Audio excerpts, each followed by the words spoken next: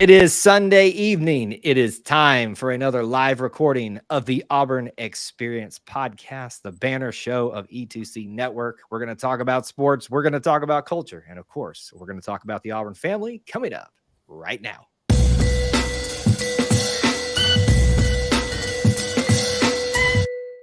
Welcome back, everybody.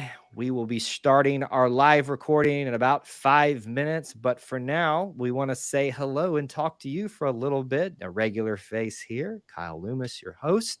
And in the co-host chair tonight, a familiar face, but maybe not so familiar because he's not here every week. But you probably heard his voice a lot around E2C Network, Mr. AJ Richardson of the No Huddle podcast. Back again, sir. Welcome. Yeah, War Eagle. You know, I have been told I have the face of a podcaster. So whatever that means. We all have that face, buddy. which makes sense why sometimes, maybe we're not the biggest YouTube channel out there because everybody has to see my face all the time and some of your ugly mugs too. But anyway, thank you so much for filling in for Austin tonight. It's always a joy to have you in front of a camera with me again. Yeah, of course. Always fun to be here. And I did this, I don't know, probably 10 episodes ago. No, it's not even that long ago. It can't be that long ago.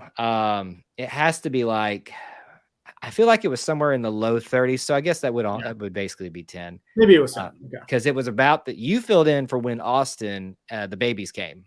Right. So that was right at, actually, it probably was longer than that now that I'm thinking about it. Yeah. Because that was right as like SEC baseball was getting going and stuff like that. Yeah. So who knows? It doesn't matter at this point. You've been here before. People are familiar with you. I'm belaboring the point at this point. So what we'd love for you all to do with the first few minutes here as we kind of let people gather, if you've got comments or questions that you'd like us to dress up at the top, please drop them now. I'm going to be staying after the show, after our 30-minute show, to just have kind of a general chat with you guys as well. AJ may stay a little bit. We'll see when we get done with everything that we have to get done tonight. But if you want something now addressed, go ahead and post it in the chat. But if you're watching live, if you're on the replay, we can't really help you. We can comment about it, on the back end. What we'd also love for you to do is smash the like button, share it out on social media, and post right now in the chat where you're watching from, like Brian has done here from Minnesota, and let us know that you're here with a War Eagle. Want to just know who's checking in and from where. I always love seeing Minnesota pop in there, and every now and again we get somebody from across the seas popping in. E2C Network is worldwide, baby. That is. I love Minnesota just because we played them, what was it, like 3 years ago? Is that right? In a bowl? I think we've all blocked it out at this point. I was at the game. Do you know what I remember about that bowl game? What do you remember about that one? The stadium. I don't really remember much about the game itself. Was that the Buccaneers? Yeah. Thank you. That's what it was. Yeah. That probably would have been the only cool thing about that game being there. It was a cool stadium. I'll give them that because I've been to the Mercedes-Benz. Obviously, I think the Mercedes-Benz superior. But that was a neat stadium just because it has a pirate ship in one end zone. And then they even have this public concourse indoor. Yeah. That's pretty nice. And then it's got a bunch of food vendors. And it's pretty top notch, considering you don't have to be like in a suite to experience that amazingness. So if you're ever around the Tampa area or a bowl game shows up, that's definitely a fun one. I think back to some of the bowl games that I've attended. I've not had great luck. You were there for one of them, for the Sugar Bowl, when we took basically what was an E2C Network trip plus some people. Right, you were on that trip, weren't you? Yeah. We did the New Orleans Superdome, all that. Clint Richardson getting the beignet dust powder in his face. Okay, so little secret, I was the one who thought of that. You were. I know. I remember this now. Yeah. A fellow Richardson did in another Richardson. I mean, that's that's like, I don't know what you want to call that. I didn't want to say genocide because that sounds too heavy for this. Anyway, regardless of what that was, it was pretty funny. And we need to pull that clip back up and look at it and share it out again. Maybe around like New Year's when that event actually happened, we can share that again. It's got to be at least 10 years old at this point. It's probably approaching that. It is. Let's see. Brian says, I still get too much grief about that game because of living in Minnesota. Yes. But you are holding the fort down for us in Minnesota there. I know there's a good contingency of Minnesota fans from talking with you, Brian, up there, but we appreciate our family, extended Auburn family up there in the Great White North holding it down. We need some people from Canada to check in sometime too. That'd be pretty cool. I think at least. That would be. Trevor, thanks for checking in. Got a good crowd already assembled. So we're going to go ahead and start moving towards getting things started here. Most of you know the drill, but let me lay it out for everybody who's brand new. In about a minute here, for the next 30 minutes, we're going to record our episode 44 of the Auburn Experience podcast. We won't be taking a lot of comments or questions, if any, during it. Stay tuned after. We will do some after that. We got 3 topics for you, 30-minute show, 10 minutes roughly each.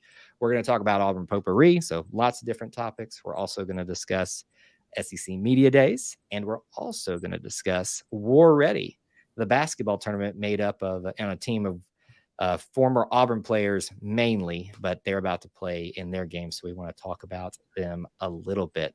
AJ, are you ready? Ready. In 3, 2, 1. David Housel described it best. We are living the whole of the Auburn experience. You can quantify it. You can qualify it any way that you want to talk about it. Sports, academics, across the oceans, every which way in between, in different places and people. But at its heart, at its core, it is all about our sports. It is all about our culture, and is all about the Auburn family. And because it's about family, I'm here. Your host is normal, Kyle Loomis, and I have to have another Auburn family member with me to co-host. And it's a new face if you're watching live or watching the replay. But if you're on the audio podcast, it's a new-ish voice, other than you are familiar with him from the No Huddle podcast on E2C Network. Mr. AJ Richardson back in the chair. Welcome back to the show. Hey, thanks for having me again. Second time. First time call it. No, I'm just kidding. I'm not going to do that. Go through that whole spiel again. No, I love being back on here. The whole thing, love it. I know Austin, when he's on here, he goes through the number thing. So I did a little research. Did you do your homework? I did. I'm so proud of you. Like, this is like the proudest day I've had in quite some time on this podcast, which is sad, but I'm just kidding. Yeah, I'm kidding, but I'm not. I'm proud of you for doing your homework. Yeah, well, he always does his, which player wore that episode, whatever that episode is. So, yep. Right, 44. First one came to mind was Ben Tate, big running back from 2006, 2009. One thing I was reading about, which I had kind of forgotten, and I want to bring this up, he was actually had a chance to play safety at Auburn and decided to play running back. Really? I do not remember this. I didn't either. So I looked it up, and sure enough, he had the opportunity to do that. Obviously, he chose correct. He got 3,000 plus rushing yards, tons of touchdowns. I mean, he chose correctly playing running back, but I couldn't imagine him as a defensive back. Like, what? He would have murdered people in the backfield, or in the defensive backfield. Yeah. Ben Tate was one of those guys. I remember when I saw him run the first time, I was like, okay, like he's clearly a running back, but he's not in my mind, having gone through the years with Cadillac and even Kenny Irons to that point, he didn't fit the mold in my mind of what I had come to know as a running back. And he was a different type, but he was just still so smooth, so fast, and just still so strong at times. And I loved that we got a season with him and Ontario McCaleb, and literally they were thunder and lightning. It really was. It was amazing. That's a great number. Can I throw one more at you? I'm probably still Cameron Artis-Payne, 44. I'd forgotten about him. He became kind of in my mind, an underrated, kind of an underdog. Yes. Like, again, kind of like Ben Tate, didn't necessarily fit the mold of like a running back. He kind of honestly fit a fullback just with his size, but became that amazing running back that, now I've actually got a helmet over here signed by him. So that's pretty cool. I believe, one of the footballs that some of them you can see, that's Nick Marshall pointing right there out for people on the are we doing show and tell? Is that what's happening? I was trying to see if I can grab it, but the people on the audio podcast are like, oh my gosh, I can't take this. Stop pointing to things that we can't see. So, all right, let's cover some Auburn potpourri to get us started tonight. Just some, really the hard part about this week is there's so much around the two major topics that we're going to cover of, war ready, obviously on our second biggest topic, and the first biggest topic is going to be SEC Media Days. But let me just mention this also off of SEC Media Days, because I think we're going to have enough to talk about there. Auburn was voted 6th by the media in the SEC West preseason poll, and they had 6 on the all SEC list. 1 was a first teamer on special teams, Brian Body, and then about 5 others were third teamers. Just not to really go into depth about this, because we'll have more time to discuss SEC Media Day stuff, but were you shocked by what you heard in these predictions, either as individuals or as a team coming out of that event? So overall, you can tell that the media itself, and this is the people that vote on this kind of stuff, there's just way too many unknowns for them. New head coach, new offensive, defensive coordinator, 40 plus, I think it's 42 new players on Auburn's football roster since the end of last season. There's just a lot of change, and I think the unknowns scare people when they're kind of voting on these things. So I think that plays into it. But if you look at individual players, I'm pretty shocked that we didn't get even like a second teamer out of some of this, because I think some of these guys are really deserving of it. It's just a matter of, let's be honest, preseason, it's just something to talk about, right? Right. It doesn't mean anything. But if I'm a player that gets a third team and you're like, really? Like, I'm pretty dominant here. That's a little bit of something, a chip on your shoulder that you can have. So, yeah, you take it as you may, but I don't really take too much stock in us not getting a whole lot of at least preseason kind of accolades, at least not yet. Well, and Auburn traditionally, at least in modern times, has always thrived when there's not a lot of expectations on them. Baseball just got off a season of doing that, shocking a lot of people, especially in SEC play. It feels like that narrative is being built here. And maybe that's a little bit of a nod and a wink from some media members saying, you know what, I'm going to go ahead and say this, vote this way, knowing there's a high likelihood that Auburn has the capability to overperform, and then we'll just be following the narrative. You slice it whatever way you want. Right. It's preseason polls. It's just for talking at this point. So we're just going to leave it at that. I want to switch our gears to some recruiting stuff on 2 different fronts. Please forgive me, sir. And I say, sir, he's younger than me, but this recruit for basketball that has now named us to his top 4, Flory Bidunga, I believe is how you say that. And I apologize if I've mispronounced that, but the best center in the 2024 class is named Auburn in his top 4, alongside blue buds like Michigan. And they're not really a blue bud, but I think Duke was in there, Kansas maybe. I can't remember all the different ones that other than us, the blue blood. But that's got to excite you. It feels like we're kind of primed to have another big time center coming in. So what do you think? You think we're sitting good for that one? Anybody that we get into the top 4, Bruce Pearl and his staff have given him a good pitch. Like, he's at least keeping us in the running. So, you got to think that we have a decent shot. Basketball recruits, football recruits, you just don't know even up until they sign. Yeah. So, there's a lot of things to play out, but you got to think if Bruce Pearl sees, I know he saw we're in the top 4. That's just the extra push because, I'm not a basketball expert like you or somebody else, but you can see we need a good center coming in the near future. And if we can get somebody like that, it sets up the roster going forward. If he's the top center in the, that class, he could be a one and done if he's magical. Yeah. I think we are sitting in a prime position to pick somebody up in a big way in that position. And I hope that's what he sees is a certain name will be leaving Janai Broom this year because he nearly left for the NBA this year. So definitely going next year. And I think he's going to have a great season. So there is prime opportunity and playing time. And not to dismiss Dylan Cardwell in any way for what he's going to do. Dylan is a great basketball center, and I'm so happy that we have him. But you can see that with those 2 being upperclassmen, the opportunities are going to become more available at the center position very, very, very soon. Just mentioning it briefly, we don't really we're not going into a lot of detail here about it, but Big Cat Weekend is coming up next weekend for Auburn football. And that's a big thing that has started back in the Chiswick era, maintained through Gus. Brian Harson tried to do it, I guess. I think he tried to do it. I can't remember. Maybe not. And it's back in either regard. Big names, and there may even be a big name committing this at linebacker this Wednesday. We will see. Don't know if that's going to happen. And DeMarcus Reddick. Exciting times for Hugh Freeze continuing this summer. I mean, you feeling good about Big Cat Weekend? Yeah, I mean, there's so many guys that are even potentially like verbally committed to other schools or just kind of in the final stages of picking that you just have a feeling the momentum is in that wave of commitments is about to start coming, especially with the culmination of Big Cat Weekend. That typically around that, maybe right at it, during it, or just recently after, they could talk to their parents about how it went, how was the relationships with the coaches, how did you like the campus, yada yada.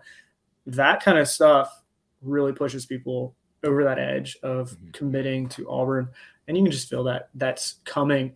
With how hard we've seen already Hugh Freeze and his staff recruiting. And you got to believe that weekend they're full-fledged, probably pulling all-nighters, trying to make sure everything's right just to make sure those guys get the best experience possible. I have this vision, and we have a recent image of it, of Coach Cadillac sitting in that hallway late at night on the phone with recruits, where he's trying to hold together a recruiting class and just working till the night's end. I imagine this staff is doing some similar things, if not Cadillac himself again. So big weekend coming up. And I would always remind folks, and I'd be remiss if I didn't, that just because your favorite player doesn't commit on Big Cat Weekend, or I would say this for like a junior day or whatever big weekend that's coming, doesn't mean that that's the end of it and that's a cause for concern. It is simply sometimes the groundwork that is being laid, the foundation that is much easier to make the case at the end of this thing. So look at it that way, and anything else you get on top of it is gravy. So we'll see what happens with that. Just to round out potpourri, some final little topics that we're not going to have time to jump into. Single tickets are now on sale for Auburn football. My advice, folks, if you haven't gotten it or a ticket that you need to get it now because they are running out fast. And finally, we got a brand new commitment for equestrian, Abigail Edie, coming in on the western side, I believe, for the 2024 class. So that will do it for Auburn Potpourri. First big topic tonight, let's talk about SEC Media Days. I tried to do an EA Sports type of thing there. It didn't work. You don't have like a crowd. You didn't give me any pity laughs. Thank you. I don't know what like the background noise of EA Sports would be, other than you see the animated like people going. And are they even people? They're just really just like little figures just moving around like this. They're like cardboard cutouts of people. You even like think about how far we've come in graphics and stuff. And to be honest, most of these games now have reached the point where they actually are like legitimate figures in this, but even some of them, if you look further into the distance, they're just like little blobs moving around. You're like, okay, we still do some of the things. So don't fool me. Y'all are still cutting corners in some area, but I understand. All right. SEC Media Days, there is a lot to talk about here. We are not going to be able to cover. So please forgive us if we don't cover your favorite topic in this. My advice for you is be staying tuned here to E2C Network, especially on the podcast side of things. AJ, who's here from No Huddle, he and Jared will be talking about this in great detail in the coming weeks when they can get their schedule set. So that will be a deep dive for them. But for you and me here, we would be remiss if we didn't talk about it. Let's start off with this for just a brief minute, talk about the general SEC topics that came out with Greg Sankey. How do you feel about it going to Dallas, Texas next year for the first year with Oklahoma and Texas being in the conference? I honestly wasn't even thinking that was an option until that topic was brought up. And their reasoning, I can kind of get. Makes sense. Yeah, they're wanting to make Texas and Oklahoma feel part of the SEC because, let's be honest, even Texas A&M, where it's located, you're like, are they really SEC? And I think it's the SEC generally just saying, hey, you're part of the SEC. It's a little like reach out. Like we're having niceties essentially. Niceties? Is that a word we're using now? We're doing it. Look, on that point though, I think Oklahoma and Texas are more SEC than Missouri is. No offense, black and gold Tiger Fair. fans. At the very beginning, I thought maybe, think back to, what was it? When we faced Missouri in the SEC championship, was that like 2010? I was like, okay, cool. They made it. Okay, maybe 2013. 2013. Yeah, thanks. Yeah. And we decided, hey, maybe they're here. Maybe they're here to stay. And yet every year since has not met the standards. Basketball, football, the main sports. So I could see them maybe moving on, but I don't know that they're going to move on.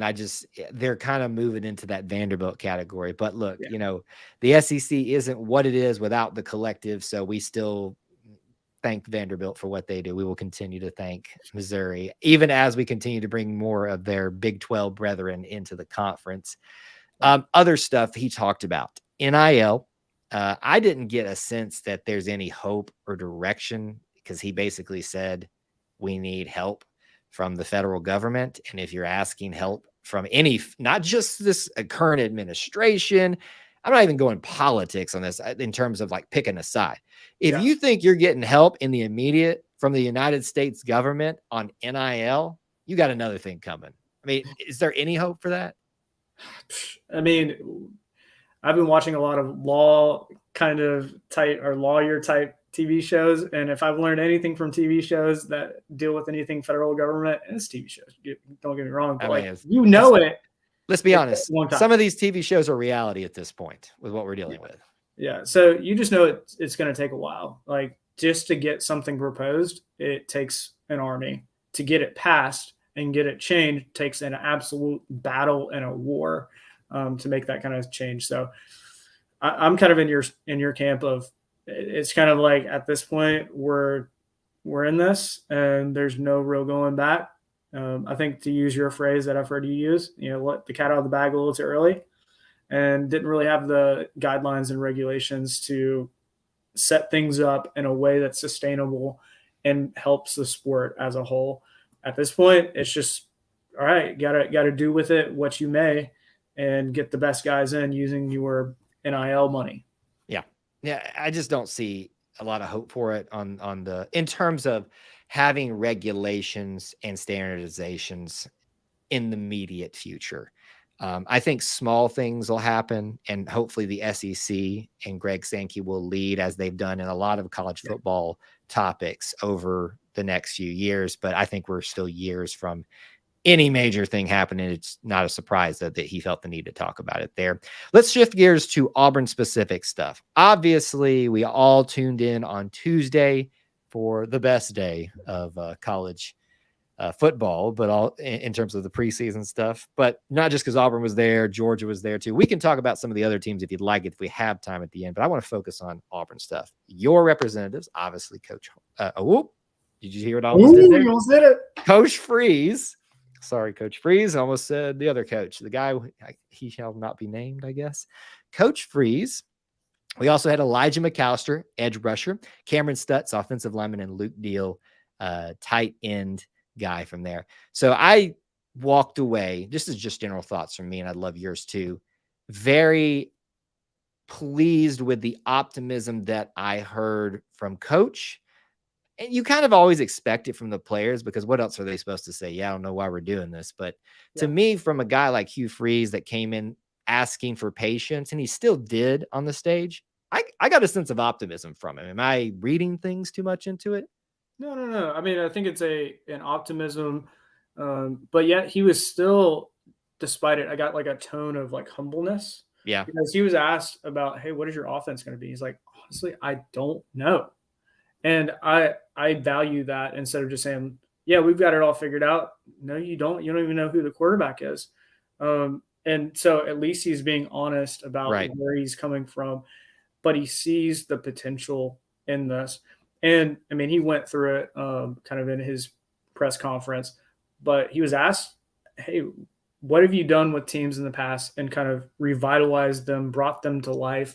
And he went through each of the schools, Ole Miss, Liberty, was Yeah. it, and even previous ones. And he kind of focused on, hey, this is where we're at, but hey, I got him to X number of wins. It was a better season. And he was like, I would love to do that here. All I'm doing right now is just focusing on the game by game. And that was kind of what I got from him was, hey, that's great to have these big lofty goals of getting X number of wins, but we got to focus on getting better now. And, that's kind of, again, coach speak, but his perception of, or my perception of that was he knows what he's talking about. He sees it. He sees the gaps that we have. He started to fill those. I mean, 42 players from last year that have come to Auburn, either in the recruiting class or transfers. That's a lot of change. That's a lot of new guys, and he's still trying to kind of get the lay of the land, but he sees the potential, and I think that's the key. Something else that I want, and I agree with everything you said there about the things that he was expressing and the way he was talking about, the way he approached those topics. It's not that I thought that Coach Freeze was going to come in unprepared or anything like that, but a guy who's been here such short time just seemed to be very well prepared for the stage. And because I can only imagine what he inherited at Auburn, not just because of Coach Harsin, but going through 2 transitions in 2 years, listen, 2 to 3 years, you can imagine the state that the program would be in, and with a lot of good things, new things happening, like a football facility. I want to mention a little bit about just at least one of the players. It's hard to always take away solid stuff from that, other than like maybe slight little jabs towards other teams and stuff like that here and there. But what I loved, and this is becoming borderline like man crush level, and I'm fine with it, Elijah McAllister's my guy. Like, the more that guy shows up with Auburn on, the chest or there, just Auburn gear, him representing Auburn. Why was this guy not here from the get-go? I mean, I'm not even talking about on the field stuff. I think he's going to do great things for us. And I'm not saying he's going to be a Heisman Trophy winner as a defensive player, but I'm saying this guy is who we need at this time. He is a leader. He knows what he wants to do, like personally for himself. And he just strikes me as a guy that is going to be invaluable on and off the field in a transition year. Yeah. I love me some Elijah McAllister. I'm just gonna be honest. Yeah. And I think the reason, because I was like, who is this Elijah McAllister? I heard his name because he is transferring from Vandy into here into Auburn, but I didn't know too much about him. And so I was like, if you're transitioning from one school to another and Coach Hugh Freeze says, hey, you're our guy, one of the top 3 that get to represent Auburn, he has to really see a lot of potential in you. If you just go listen to even like 2 minutes of it, you're going to be very impressed with what Elijah McAllister is. Goodness, he's already got his bachelor's. He's got a master's. He's working towards his doctorate. Whoa. Is that legit? Yeah. I've missed that part. Yeah. I was already so amazed by him. Now I'm even more amazed. Like, I didn't think it was possible. And you're just like, this guy. As a football player, like he's doing this as like all the time constraints of a football player too. Jeez. And think about it. He did it at Vandy, which, pretty academically high school. I can't imagine. This guy is a right guy at the right time for Auburn. Love having him here so much. Other things from SEC Media Days in terms of specific to Auburn, we can kind of start rounding out with.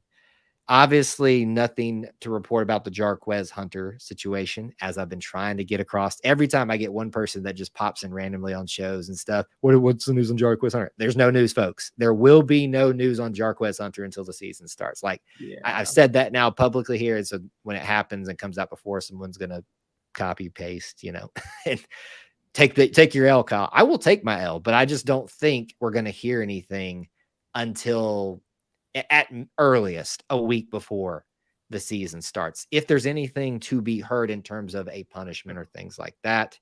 Is there anything else from Auburn's standpoint that we should mention that stuck out to you, whether it was Coach Freeze, one of the players, or just topics in general that were about Auburn from media days? Yeah. The biggest thing out of all of this, and I think this comes back to the optimism piece of it you were asking about, is he was talking about the alignment. between Yeah, president, big athletic word. director, down to him. And he essentially was saying, hey, we have alignment. We know what we're going towards, and everybody believes in that mission. And when you genuinely have that, and if that's true, it's not just coach speak, really big things can happen. You look at Alabama. They've got alignment from everybody there. They understand what it takes to get to that national standpoint again, get a national championship. And guess what? It takes literally everybody from the president down to the coaches, down to the assistants, down to the players in that alignment. If any one of those is broken, that's when kind of factions and break-offs start to happen. That's when you hear like the cancer players or the whatever. Like those are the players that don't abide by what the mission is. And guess what? That starts at the coaches, and that starts at the administration. I agree. I mean, it's a big buzzword, and you can understand why it's being used now. And look, I'm not defending Harsin, but I will say I don't think he had the benefit of such alignment here. Yeah. Would that have been the thing that helped? Sure, it would have helped in some ways. I don't know that it would have been the thing that sent it over the edge for him, but it is much easier to all go in the direction you want to go if everybody is pulling in that same direction. And you're hearing it from voices amongst the campus, sports figures or not, that alignment is the buzzword. And that is a big thing to hear. Really quickly, is there one last thing that's not Auburn related from SEC Media Days that stuck out to you, or is it just all Auburn for you? Oh man. Let's see. One of the interesting things, and this was kind of more about Ole Miss, I was looking at, they were kind of predicted to only win 7.6 wins. So a little over 7 wins. And I was like, interesting. Maybe they're just starting to see the kind of the split after, think about Lane Kiffin essentially courting Auburn until the last minute and then saying, nope, I'm staying at Ole Miss. And I don't know if they're looking at that or if it's literally the players on the team. So I don't know, a little Auburn tie in there of, I think media is kind of just like a little iffy about Ole Miss as well. That, and I would also add on top of it, Texas A&M and Jimbo Fisher. That relationship is just as dicey as ever, and I cannot wait to watch it go either way. Just because there's so much drama over there that could be happening with it. It's nice to not have your coach be on the hot seat this season. Well, as far as we know, so no reason to think that at this point, but it is nice to not be in the hot seat actively to start off the SEC season. So, well, anytime a coach is on a hot seat, if you ever want to go to coacheshotseat.com, that's a good one. It's a fun website. Somebody updates it. I don't know how frequently, because right now, number 1 guy, Northwestern. Obviously, he's already gone. He's gone. But number 3 is Jimbo Fisher. So that's not a good thing for him. You do not have the resources he has and fail the way he's failed so far, and there not be hot on your seat, sitting in a hot seat. So anyway, that is a brief overview of the SEC in general and Auburn from Media Days. Check out Austin. I did it again. AJ and Jared on No Huddle podcast coming up here on E2C Network very, very soon for more of their thoughts on that. Last major topic tonight, something that we don't get to talk about a lot because it doesn't happen but once every summer and for a short amount of time. And that is the basketball tournament. It's the most easy name ever. It says what it is. But why is it important to Auburn fans? Most of you know why, and that is the team formerly known as Tampa 2020, formerly known as War Ready. Or wait, no, actually. They're so called War Ready. War Tampa is then they changed it to, and then they changed it again to War Ready. Fully embracing the Auburn family, fully taking on that fan base. And as I will say to any professional team, any minor league team, if you want semi-pro team, if you want the Auburn family on board, put an Auburn player on there and we will come in droves to support your team. Now you got to win and give us a reason to stay engaged. But so far, War Ready is the best example of Auburn fans capturing the fascination of a particular thing outside of the Auburn direct spectrum. So we're about to watch this again, but just general thoughts from you about the 3 years I think it's been so far with this journey to basically being an Auburn only team. And we'll talk about what's coming up for them in just a bit. Yeah. I mean, I love the concept, especially when, we don't have any real sports going on for Auburn. Baseball finished up. We're kind of in the middle of things with just talking season, but that's about it. And now we actually get to watch some basketball, and it'd be good competition. I remember watching the first year being pretty disappointed because all the hype, and then they pretty sure they lost in their first year. Last year showed a little more hope. I mean, you can see the team is starting to get there. They're getting some pretty big names like Dejel Purifoy, or Spencer, TJ Dunnins, Zep Jasper, newly added because he just graduated from Auburn. It's just fun players, and getting to watch them play it's a good time.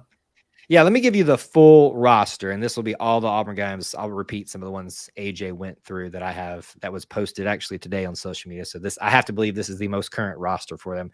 LaRon Smith, Malik Dunbar, Dangel Purifoy, TJ Dunnins, Horace Spencer, Tay Waller, Quantez Robertson, and Zep Jasper. That's all your Auburn guys right there. Isaiah Williams was on the team last year, I believe. Antonio Hester, Michael Ramey, Sean Willett, and Latana. I'm not going to butcher your last name, my friend, because I'm not going to do that to you. I mispronounce things all the time, but welcome to War Ready. Anyway, that is the roster for this year. A lot of the same names that we had in previous seasons, obviously big ones from the Final Four team. Dangel Purifoy is probably your one you think about the most from there, and others too. Malik Dunbar. It's about that time, about that time. But the big thing this year, and I think if you're going to continue to do this, you've got to add new Auburn blood to it every year. They took probably the most attainable and most fan favorite combination name they could get in bringing Zep Jasper onto this team. Because as much as Zep was not known for being a scorer, he still won the hearts of the Auburn family, because of the way he just carried himself on and off the court. But he was also a very good basketball player in other areas of the game and would score from pretty decently from time to time, not on the regular. But you got to love having Zep back in some way connected to Auburn already, because you just got to love the guy. Yeah. And didn't he he transferred in from College of Charleston, I believe is what it was. He played 2 years at Auburn, right? Maybe 3? 2 years. Yes, it would be 2 years. He came in and got that extra year to stay around like most people had. So he has used up all his eligibility, clearly, because he's playing in this semi-pro tournament. Yeah. But he's a fun one. And I feel like in tournaments like this, if you've watched any of them, sometimes it takes a minute for a team to get hot on the offense. So having a guy like him on the defensive side, I feel really good about having somebody who can literally just defend and be he's known as the honey badger, be the honey badger, annoy the crap out of the other team, and just, push, just keep going. Yeah. I think, and I struggle to recall what were the pros and cons of the last 3 seasons of all the way back to Tampa 2020 and now War Ready. But I got to feel like in a tournament like this, where you're basically making an all-star team of former schools for a lot of these teams, that it's going to be very scoring heavy, typically, if everybody's shooting well and is not rusty. So you got to have a good defender. Yeah. Well, you've added that in Zep Jasper, the honey badger. I mean, he is just he's a leader on the floor too, provides a lot of stability. There's a reason people used to always question why he was starting, and I was like, you don't know basketball. This guy is invaluable to have on the floor, even in a starting role. And his minutes didn't reflect a starting role. But his plus minus was insane. Exactly. Because guess what? Every time he was on the court, his guy was never scoring. Yep. And you know what? That's the best thing you could do. He wouldn't put up 20 points a game. He'd maybe get 10 points a game. But guess what? He was passing. He was getting the assists. He was helping the team. And when he was on the court, guess what? He was benefiting, and the team was benefiting from it all. Yep. I agree. I think he is going to be invaluable to War Ready this go round. And speaking of this go round, let me give you what you can follow with them. They are a 7 seed taking on the number 2 seed, the Ville. And I believe that is the Louisville alumni based team. So a tough challenge for them to take on a number 2 seed in obviously the Louisville. Well, I don't know why it would be the Louisville region. It just says Louisville next to it where they're playing. But either way, taking on the Ville, going to have to pull a major upset to take them down this Tuesday at 7 p.m. Maybe you already have watched the result of that by this time. I would say, based off how they have performed thus far, this is a year where we really need to see continued success. And I'm not knocking the efforts of them or in any way. They have seen more college basketball than I ever would have seen in my life on the floor as a player. But I would say that the first year didn't have a great start. Same thing with the second year. Yet last year we got that first win. That was kind of like getting over the hump, but then kind of had the second game feel like the first game of the first 2 seasons. I think this year is very much needed to have a solid run in the first round and make it competitive down to the wire in that second game at the very end of things. And this is a unique one where they have that whole, I forget what it's called, but the weird last shot thing that can happen. It's an interesting setup with this tournament, but I would like to see them continue to make steps in the right direction, as I want to call them a program, but as a team, to continue the hype that is still around this team when it comes to the Auburn family and the Auburn faithful. So how do you feeling? It's a number 2 seed. Any hopes?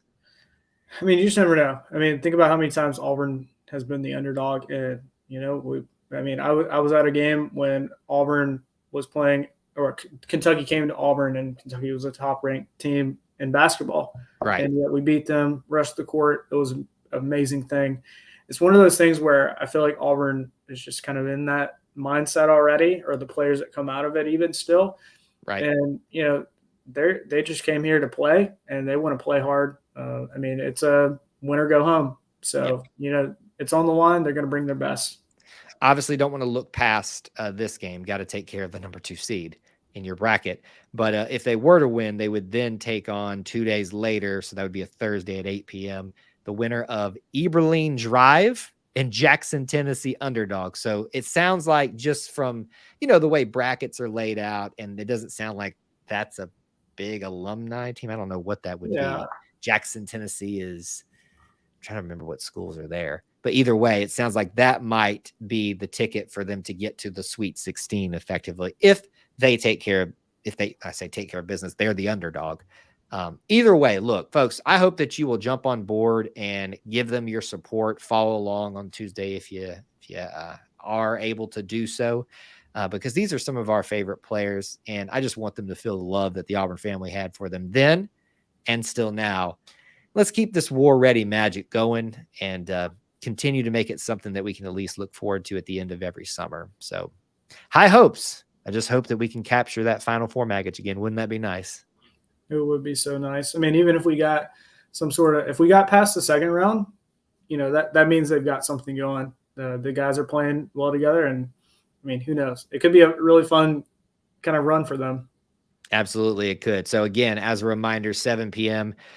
Eastern time on Tuesday, July 25th, the Ville versus War Ready.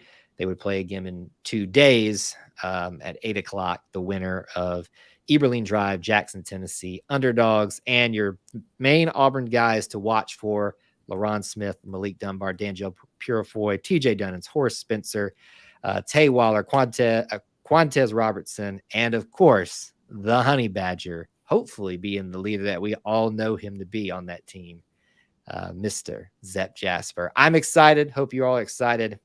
And hopefully in about a week's time, we're talking about a surprise run for this Auburn-based team. That's going to do it for this episode of the Auburn Experience podcast, episode 44. Austin, you're not Austin. Why do y'all have to have the same letter name? Because I do this every single time. AJ, thank you so much for being here and hanging out with me again in chair number 2. Yeah, glad I could do this, and it was fun. I'll mention another one, Dylan Cardwell, 44. Ooh, I thought that was one. And I was like, I'm not going to sound ignorant if I'm wrong, so I'm going to let him make that mistake. But you're right, it was 44. So good call on the way out. If they want to find you on social media, where can they follow? Yeah, Twitter, AJAY_. And you can find me on Twitter at Kyle Loomis24. And of course, follow the E2C Network everywhere. At E2C Network is pretty much where you need. Thank you guys so much for tuning into this episode if you watch live, and for listening on the podcast. Until we talk to you again, War Eagle. War Eagle. All right, that is our show, folks. Thank y'all so much for being here. We are going to move into a time of question and answer. We'll go back and look at some of the things that maybe y'all talked about while we were in show. But if you've got new things that you want to bring to the table, us expound upon, throw them out now. AJ, do you have time or want to stick around for a few minutes, or do you need to head out? I've got to go, but I want to show something off. Yeah, it's way back there, but show and tell. Yeah, a little show and tell. I love this one because it doesn't look like it's anything Auburn, but any famous golfers that you know? Is that Duffner? Yeah, Duffner. Wait a minute. What? Give me clarification. So it's the 18th flag from when he won the PGA Championship 2013. Little fun memorabilia. You have that? Yeah, I mean, it's probably a replica of the actual. Oh, okay. I was about to say it's like the legit thing. I mean, it's got a signature on it, but it's probably not the actual 18th. But yeah, still really cool that just it doesn't look Auburn, but I promise you it is. I was about to say you might want to put that somewhere like safe, because I'll come get it from you if it's the legit thing. I don't have anything super, so I'm trying my best in my background back here to. I know everybody's stuff is Auburn football heavy, but you can see baseball bobblehead there. I tried, I try to wear different shirts. So y'all see I represent them. I was going to have this rotating poster set back here ever so often with different teams. It just, the lighting wouldn't work out. And I think I've got, maybe not. I thought I had something else over there, but there's a basketball in some formats. When I do videos, you can see it over here. But anyway, so I need a golf. My point was with that, I need a golf thing to go in the background. So I might come steal it. I mean, he's the big guy. I mean, he's not really doing too much in the PGA, I don't think, anymore. But I mean, at the time, big name, still hung around Auburn. How many times I was in college and would see him at Price's Barbecue House. I mean, so he loved his breakfast there, and so did I. So man, you are making me want to make a trip down there right now. I know. I wish the barbecue house was open. Oh, the barbecue house, pour one out for it, man. Oh, I know, so bad. So sad. But good thing we've got Byron still and some other places. But man, that barbecue house, so good, so good. All right, I don't want to keep you, sir, but thank you so much for hanging out with us and spending some time here. Bye. All right, bye, man. Thanks. All right, thanks to AJ again for being here. Just me and you all again. Fortunately for y'all. What's up? We don't want to talk about. Normally I stay around till about we reach an hour on the stream. So we're kind of about 12 minutes here. But if everybody's kind of done, we can start wrapping up. But I want to hear from you guys. You've had a lot of opportunities to hear from voices like mine and others on the E2C Network thus far about topics of this week with SEC Media Days. I'd love to hear if there's something that you've been thinking about, something that you're preparing for, anything really. So I see a couple of those coming in. We'll take some of those in a second. Let me cover this part of the show. Schedule coming up. I hope that you'll stay to the end of the stream, whether you're watching live on the replay, and then let it take you over to our next scheduled live stream. It should jump you right over there, and you can go ahead and hit the like button and hit that notify me bell. I know that seems simple and silly why I'm begging you to do that, but that is a huge asset in helping people find us. So do that if you can. That'll be coming up this Wednesday, the Auburn Family Night on Wednesday night at 8 p.m. Eastern Time. Subscribe if you haven't. We are under 100 away from 4,000, where we'll be giving away that prize package finally. We've got a channel membership program and a booster club program. Please take advantage of those. All those links are in the description for ways that you can help keep the lights on here at E2C Network. Need you guys now more than ever. And we appreciate those that can do those type of things.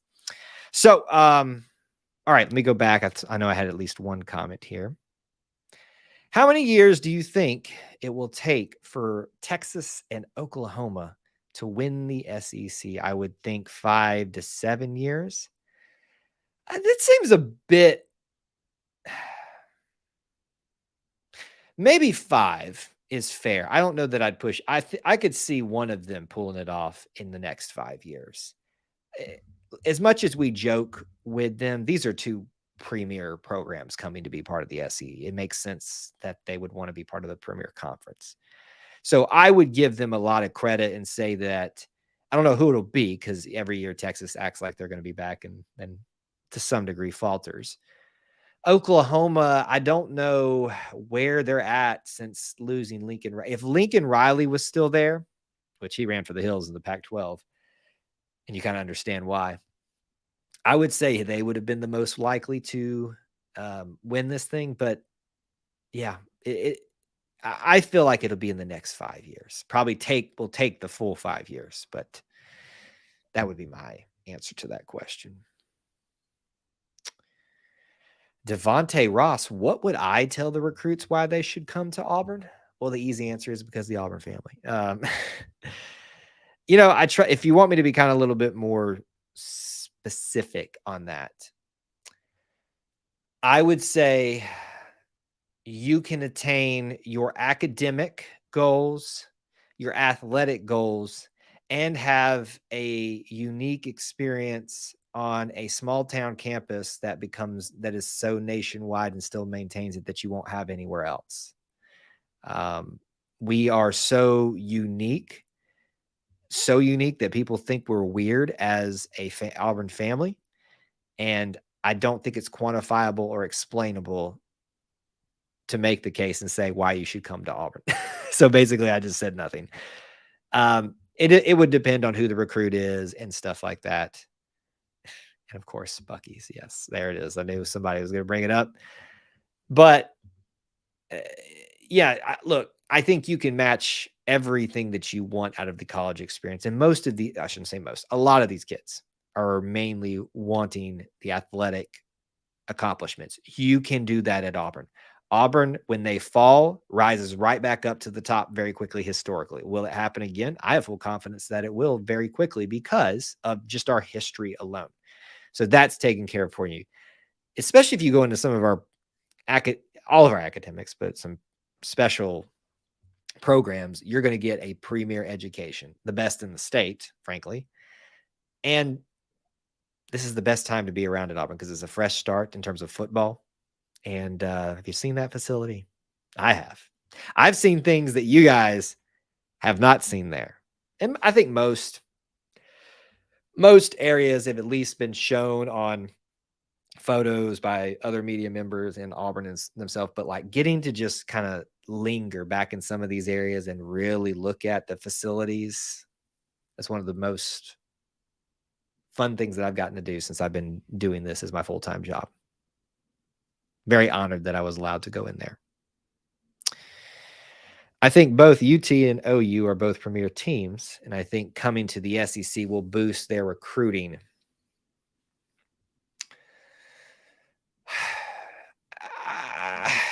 I don't see it benefiting Texas all that much because Texas gets who they want out of the state of Texas, and that's basically, the hotbed in that part of the world. Oklahoma may benefit from it. In fact, I said I would agree with you and say they would. I think Texas won't see that much of a difference other than maybe prestige a little bit. Devontae, my example is because Auburn student section at football and basketball games are more lit. Alabama's never like that. I mean, I agree with that, but of course my orange and blue glasses are on. You can't really get them to stay / show up, at some points of the season. I will say for a while it was Alabama fans and students that were the worst ones after seeing Ole Miss the last couple of seasons, even when they were having some success. It's pretty pathetic. Yeah, students, let me just put it to you this way. I was on campus when basketball, you showed up after the game started and you had center court seats. You don't get that now. If you want to be in the arena and not be stuck in some corner as a student, you got to show up early. Football speaks for itself. It's a fun little stadium to be in anywhere, but especially in the student section. It's extremely difficult to have a recruit fall in love with a school. 90% of it's the coach. What you're saying about Alabama, he's the reason that they come. Yeah, that's fair. That's a pretty big reason, though. I hate to admit it, but if that's what you mean, the whole Alabama, the Nick Saban factor, I mean, that's a pretty big factor these days. You got to just, as I say, call an ace an ace. It is what it is. Playing in front of the best crowd in the country. That's a fine thing to add on top of that, but you got to sell it on bigger things because you're going to get that in the SEC and in most premier college campuses. Auburn does it better than anybody else, in my opinion, and our pageantry, our traditions are better than anybody else's. But you got to sell it beyond that. I think right now the best selling point Auburn has is all that we would traditionally tell you, plus what a time to come make your mark on Auburn, to be part of history and change with this new facility, this new coach, this new way of doing things, alignment. I think we're about to get tired of the word alignment. And I mean that in a good way, where it's going to be so overused by, people like me, fans, players, coaches. I mean, that's going to be the new Auburn family. Auburn alignment, AA. That's what we're going to call it from now on. It's been much needed. I'm super excited it seems to be here, but I do think that we're going to probably, all of us, me included, overuse it. And hey, listen, if that's what's got to be the thing that we overuse, I'm fine with it because it's nice to seem like it's heading in that direction.